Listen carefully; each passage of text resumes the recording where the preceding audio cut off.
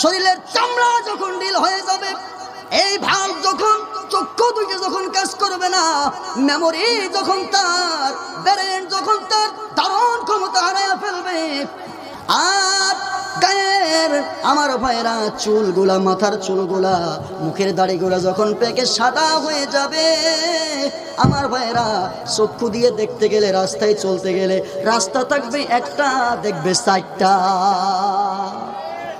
নামাজে রুকুতে তসবিহ কয়বার পড়ছে মনে নাই, সিজদা 2টা দেশে না 1টা দেশে মনে নাই, আছে না নাই?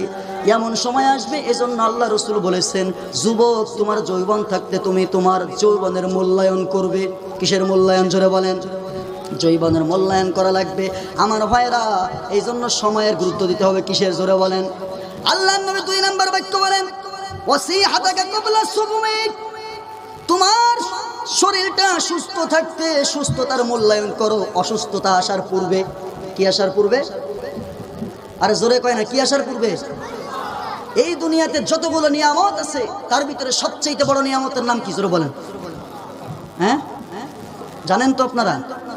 আমার ঘটনা বলা উদ্দেশ্য না, আর ঘটনা বলা বক্তাও আমি নয়, আপনারা ইউটিউবে দেখতে পারেন, ফেসবুকে, আমার ভাইয়েরা। তবে এতটুকু বলতে চাই, হযরত মূসা আলাইহিস সালাতু ওয়াস সালাম আল্লাহকে একদিন বলেছিলেন, ওগো প্রভু, আপনি আল্লাহ যদি মূসা হয়ে যান আর আমি মূসা যদি আল্লাহ হয়ে যাই, তাহলে আপনি আমার কাছে কি চাইতেন? আল্লাহ বলে, মূসা সাবধান, যেটা সম্ভব না ওটা চিন্তা করাও ঠিক না।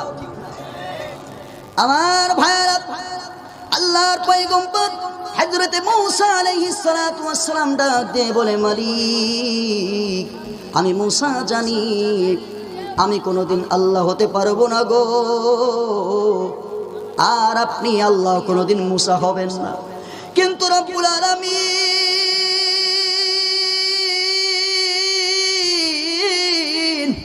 আমি মূসার একটু জানতে ইচ্ছা করে গো,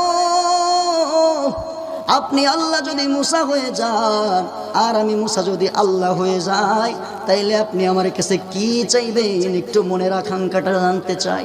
আল্লাহ রাব্বুল আলামিন ডাক দিয়ে বলে, ও মূসা, আমি আল্লাহ তোমার কাছে 1 নম্বরে চাইতাম সুস্থতা। আমার ভাইরা, যেই লোকটা অসুস্থ, ডায়াবেটিস হয়েছে, মাজায় ব্যথা, হাঁটতে পারে না, চলতে পারে না, ঘরে পড়ে আছে, আমার ভাইরা সকাল সন্ধ্যায় শুধু দোয়া করে, রব্বুল আলামিন আযাব দিও না, দুনিয়ার থেকে সহি সালামতে নিয়ে যাও। তার মানে তার বাইসে থাকার চাইতে মরে যাওয়া তার কাছে ভালো। জোরে বলেন ঠিক কিনা?